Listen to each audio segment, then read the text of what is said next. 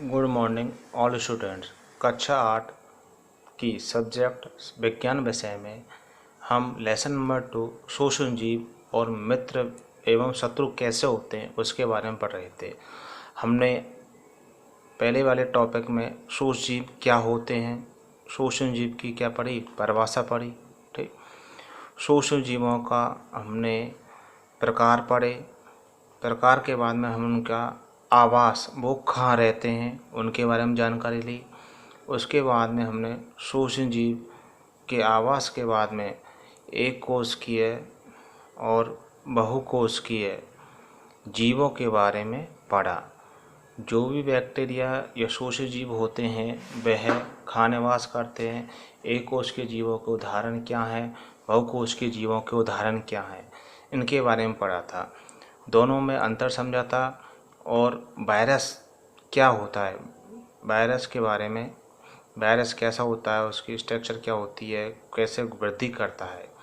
उसके बाद में हम पढ़ रहे हैं सूक्ष्म जीव और हम। टॉपिक अपना सूक्ष्म जीव और हम, मतलब इसका तात्पर्य यही है, सूक्ष्म जीव और हम। सूक्ष्म जीवों का, माइक्रो ऑर्गेनिज्म का, जो भी सूक्ष्म जीव होते हैं उनका हमारे जीवन में महत्वपूर्ण क्या होती है, भूमिका होती है, महत्वपूर्ण भूमिका होती है।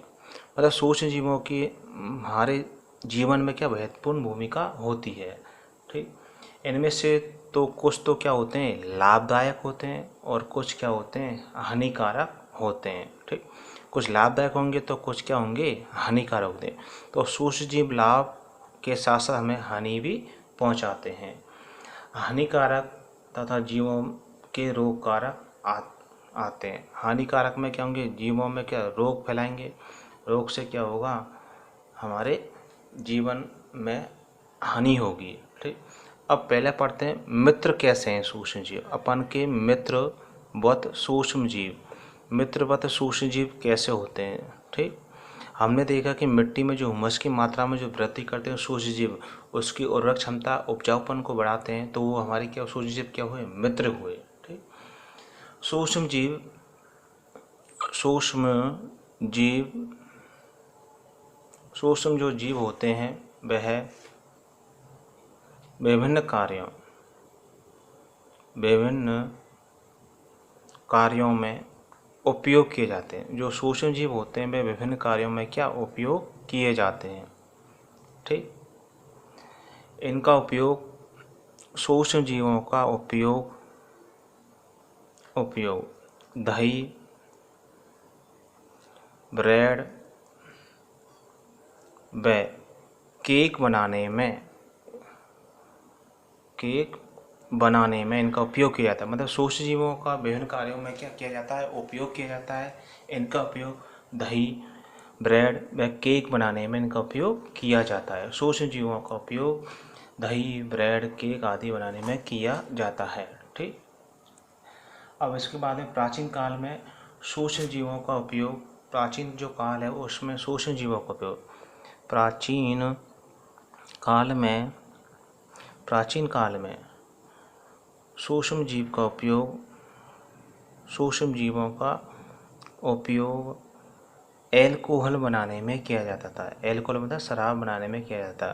मतलब क्या होता है, पहले भट्टियों पर क्या अंगूर के रस को क्या सड़ाया जाता था, 2-3 दिन तक उसका फर्मेंटेशन किया जाता, फिर बाद में उसको क्या भट्टी पर तपाकर उसकी शराब बनाई जाती थी। ठीक, अब है पर्यावरण को स्वच्छ रखने के लिए इनका उपयोग किया जाता है। सूक्ष्म जीव, एक बात है, सूक्ष्म जीव क्या करते हैं, सूक्ष्म जीव जो होते हैं वह पर्यावरण को स्वच्छ रखने में क्या सहायक होते हैं, स्वच्छ रखने में सहायक होते हैं। यदि सूक्ष्म जीव नहीं होंगे तो हमारे आसपास गंदगी का क्या लग जाएगा, ढेर लग जाएगा। तो इसलिए सूक्ष्म जीवों का पर्यावरण में स्वच्छ रखने में क्या महत्वपूर्ण योगदान होता है, महत्वपूर्ण क्या होता है, योगदान होता है।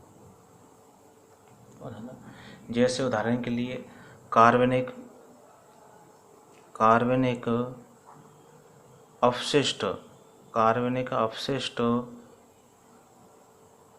सब्जियों व फलों के छिलके, सब्जियों व फलों के छिलके, फलों के छिलके, छिलके, जंतु अवशेष, जंतु अवशेष,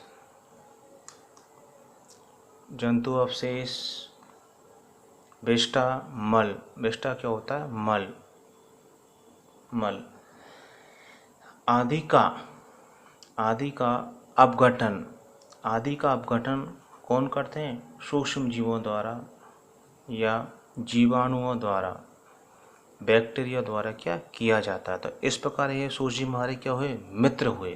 ठीक, मतलब सूक्ष्म पर्यावरण को क्या रखते हैं? स्वस्थ रखते हैं एक तो, और जो भी कार्बनिक अवशिष्ट पदार्थ होते हैं, सब्जियों फलों के छिलके, अवशेष, विष्ठा, मल, इनका आदि का क्या अपघटन करते हैं।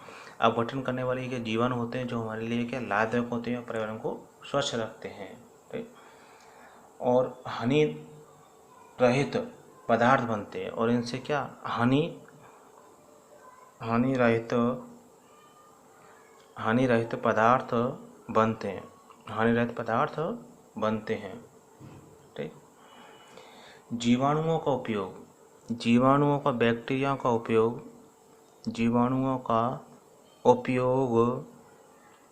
उपयोग औषधि बनाने में किया जाता है। जो जीवाणु होते हैं उनका उपयोग औषधि बनाने में किया जाता है। जो भी बैक्टीरिया होंगे विभिन्न प्रकार की औषधि बनाई जाती हैं। औषधि उत्पादन, औषधि उत्पादन, औषधि उत्पादन एवं कृषि में मृदा की उर्वरता, मृदा की उर्वरता में क्या करते हैं? वृद्धि करते हैं। ठीक, मतलब औषधि का उत्पादन करेंगे और किसी कार्य में मृदा की उर्वरक क्षमता में क्या वृद्धि करते हैं, जिससे जिससे नाइट्रोजन, इससे नाइट्रोजन स्थिरीकरण होता है। जिससे क्या होता है? नाइट्रोजन का क्या होता है? स्थिरीकरण होता है। नाइट्रोजन का स्थिरीकरण का मतलब होता है नाइट्रोजन को NO3 आयन में क्या परिवर्तित करना। कुछ ऐसे सूक्ष्मजीव होते हैं जो नाइट्रोजन को नाइट्रेट आयन में क्या परिवर्तित करते हैं, जो नाइट्रोजन स्थिरीकारक जीवाणु कहलाते हैं, जैसे कि राइजोबियम। ठीक, ये होते हैं। अब आता है दही और ब्रेड बनाना। दही और ब्रेड कैसे बनता है? पहला है दही का निर्माण कैसे होता है। पहला है दही का निर्माण, आपका टॉपिक है दही का निर्माण। तो इस प्रकार हमारे जीवन में क्या है? सूक्ष्मजीव क्या है? मित्र हैं। ठीक, दही का निर्माण किस प्रकार से किया जाता है? जब दूध में, जब जो मिल्क होता है उस दूध में लैक्टोबैसिलस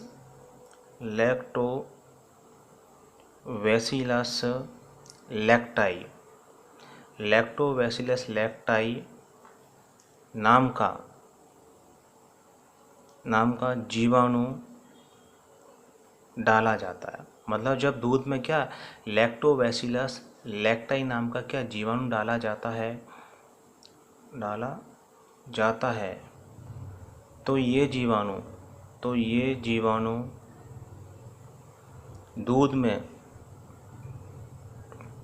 दूध में तेजी से वृद्धि करके, तेजी से क्या करता है? वृद्धि करता है, और दूध को दही में क्या परिवर्तित कर देता है। ठीक, तो दही का निर्माण क्या होता है? जब दूध में लैक्टोबैसिलस लैक्टाई जीव नामक जीवाणु डाला जाता है, मतलब दूध में क्या लैक्टोबैसिलस लैक्टाई जब जीवाणु डाला जाता है, तो ये जीवाणु दूध में तेजी से क्या करते हैं? वृद्धि करते हैं, और दूध किस में परिवर्तित हो जाता है? दही में परिवर्तित हो जाता है।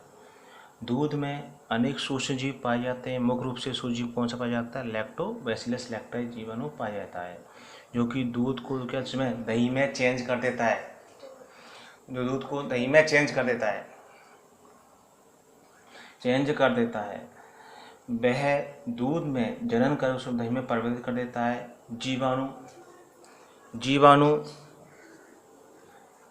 जीवाणु पनीर पनीर पनीर चीज, अचार एवं अनेक खाद्य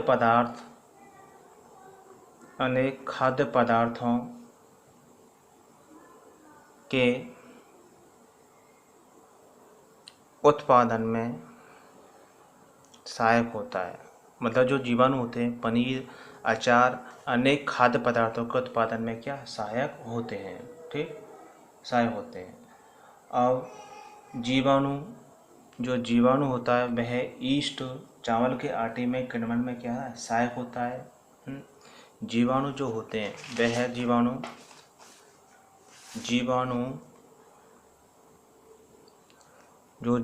होते हैं, जीवाणु ईस्ट, चावल के आटे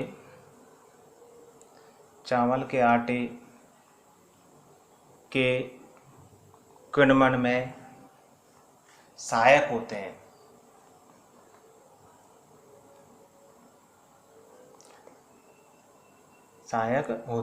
तो जीवाणु क्या होते हैं? जीवाणु पनीर, अचार, अनेक खाद्य पदार्थों के उत्पादन में क्या होते हैं सहायक होते हैं। मतलब जीवाणु क्या होंगे? पनीर, अचार, अनेक खाद्य पदार्थों के उत्पादन में सहायक होते हैं। रवा, सूजी, इडली, भटूरे का ये महत्वपूर्ण क्या संगठन क्या होता है। ईस्ट में अपन दही भी डाल सकते हैं। सूजी में इडली भटूरे बनाने में अपन दही का उपयोग कर सकते हैं। तो जीवाणु ईस्ट, चावल के आटे में किण्वन में क्या सहायक होता है। ठीक, अब बात आती है ब्रेड और केक कैसे बनता है। ब्रेड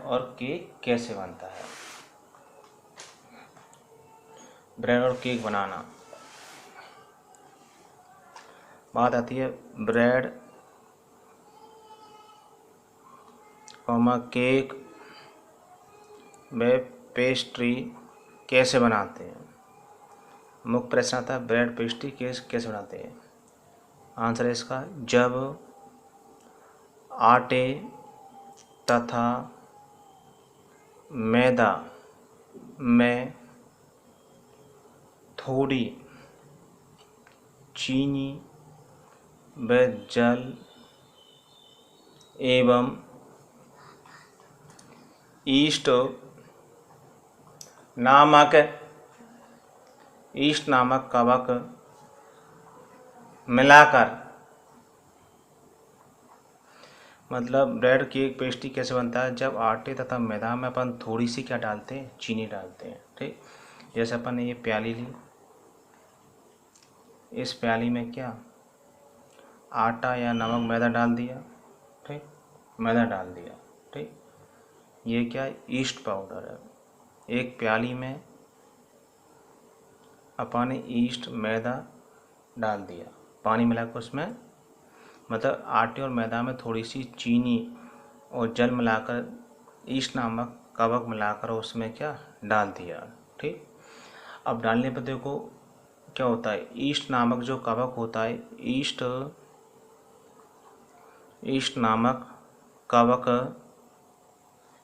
नामक जो कवक मिलाकर उसे अपन गूंद लेते हैं, मतलब हाथ से गूंद लेते हैं। ठीक, और उसे कुछ घंटों के लिए रख देते हैं। तो ईस्ट कवक तेजी से वृद्धि करते हैं। क्या करते हैं? तेजी से वृद्धि करते हैं। मतलब ब्रेड केक पेस्ट्री बनाने में क्या होता है, हम आटे और मैदा में एक प्याली में अपन ने क्या ले लिया, आटा मैदा ले लिया। उस आटे मैदा में थोड़ी सी अपन ने क्या चीनी डाली और जल और ईस्ट नामक कवक मिलाकर उसे गूंद कर कुछ घंटों के लिए छोड़ दिया। मतलब आटा या मैदा में थोड़ी सी चीनी व जल मिलाकर और ईस्ट नामक जो कवक है उसको मिलाकर थोड़ी देर के लिए रख देते हैं। तो ईस्ट तेजी से क्या करता है, वृद्धि करता है और श्वसन के साथ के द्वारा क्या करता है, CO2 उत्पन्न करता है। CO2 गैस छोड़ते हैं, ईस्ट क्या करता है, CO2 गैस छोड़ते हैं। तो CO2 गैस उस मैदा का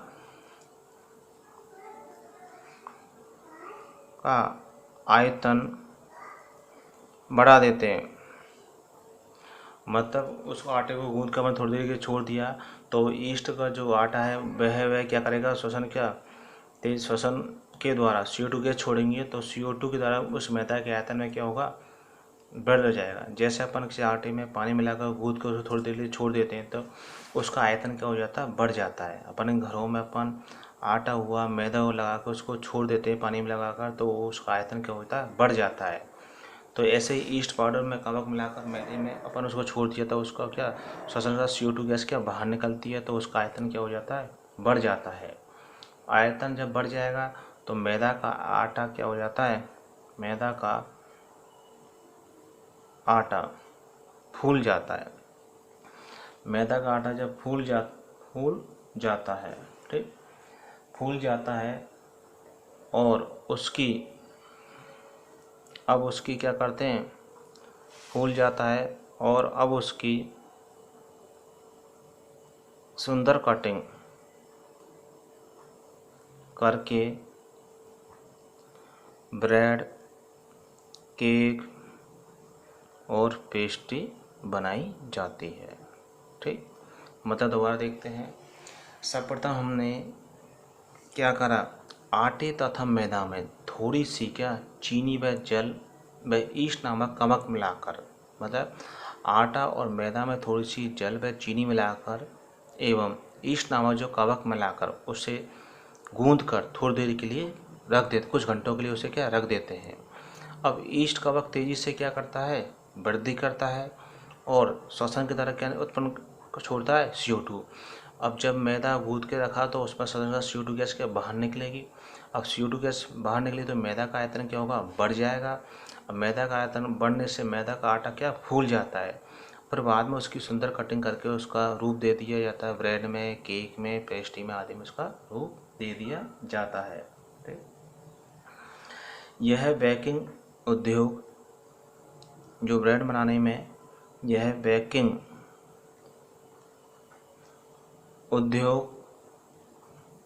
उद्योग में ईस्ट के उपयोग का आधार है। ठीक, जिससे क्या बनाते हैं, मतलब उद्योगों, बेकिंग उद्योग, खाने की जो चीज़ें उन उद्योगों में ब्रेड, केक आदि बनाए जाते हैं। ठीक, तो इस प्रकार क्या हुआ, ब्रेड, केक, पेस्ट्री बनाए जाते हैं। ठीक, अब है रोगाणु कैसे कहते हैं। रोगाणु क्या होता है, परिभाषा, रोगाणु, वेक्टर, वाहक रोगाणु क्या होते हैं। रोगाणु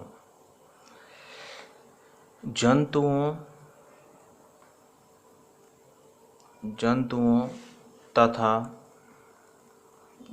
तथा पौधों में रोग उत्पन्न करने वाले सूक्ष्म जीवों, मतलब जंतुओं तथा पौधों में रोग उत्पन्न करने वाले सूक्ष्म जीवों को रोगाणु कहते हैं। मतलब जंतुओं तथा पौधों में रोग उत्पन्न करने वाले सूक्ष्म जीवों को रोगाणु कहते हैं। ये जीवाणु, विषाणु, कवक, प्रोटोजोआ व अन्य कीट आदि हो सकते हैं। तो रोगाणु क्या हुए? जंतुओं तथा पौधों में रोग उत्पन्न करने वाले सूक्ष्म जीवों को रोगाणु कहते हैं। तो रोगाणु किसके रूप में? एक तो बैक्टीरिया के रूप में हो सकता है, विषाणु के रूप में रोगाणु फैल सकते हैं, कवक के रूप में, प्रोटोजोआ के रूप में रोग या कीट आदि के रूप में रोग फैल सकते हैं, कीट आदि के रूप में फैल सकते हैं। अब आज हमने लेसन नंबर 2 में सूक्ष्म जीव और हम, मतलब सूक्ष्म जीव हमारे कैसे मित्र होते हैं उसके बारे में पढ़ा। ठीक, मतलब सूक्ष्म जीव विभिन्न कार्यों में उसका उपयोग किया जाता है। इसका उपयोग दही, ब्रेड, केक बनाने आदि में इसका उपयोग होता है। प्राचीन काल से सूक्ष्म जीवों का उपयोग एल्कोहल बनाने में किया जाता है। सूक्ष्म जीव क्या करते हैं? हमारे पर्यावरण को स्वच्छ रखते हैं। पर्यावरण स्वच्छ रखने के साथ साथ कार्बनिक अपशिष्ट, सब्जियों फलों के छिलके अपशिष्ट अपघटन में क्या सहायक होते हैं और ये हानिरहित पदार्थ बनाते हैं। जीवाणु का उपयोग औषधि बनाने में किया जाता है। औषधि उत्पादन एवं कृषि में मृदा की उर्वरता में क्या वृद्धि होती है, नाइट्रोजन स्थिरीकरण में क्या होता है, ये सहायक होता है। और इसके बाद में हमने दही का निर्माण पढ़ा। दही कैसे बनता है? जब दूध में लैक्टोबैसिलस लैक्टाइज जीवाणु नामक डाला जाता है तो ये जीवाणु दूध में क्या करते हैं? तेजी से वृद्धि करते हैं। वृद्धि करने के बाद दूध दही में क्या हो जाता है? परिवर्तित हो जाता है। जीवाणु पनीर, अचार व अनेक खाद्य पदार्थों के उत्पादन में ये क्या होता है? सहायक होता है। जो भी अपने ये लैक्टोबैसिलस जीवाणु होता है वो पनीर, अचार, अनेक खाद्य पदार्थ उत्पादन में क्या होता है? सहायक होता है।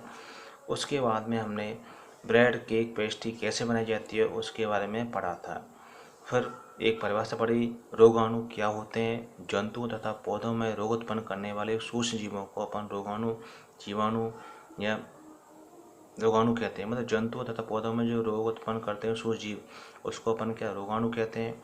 अब रोगाणु किस रूप में फैल सकता है? जीवाणु रूप में, विषाणु के रूप में, कवक के रूप में, प्रोटोजोआ के रूप में आदि के रूप में फैल सकता है।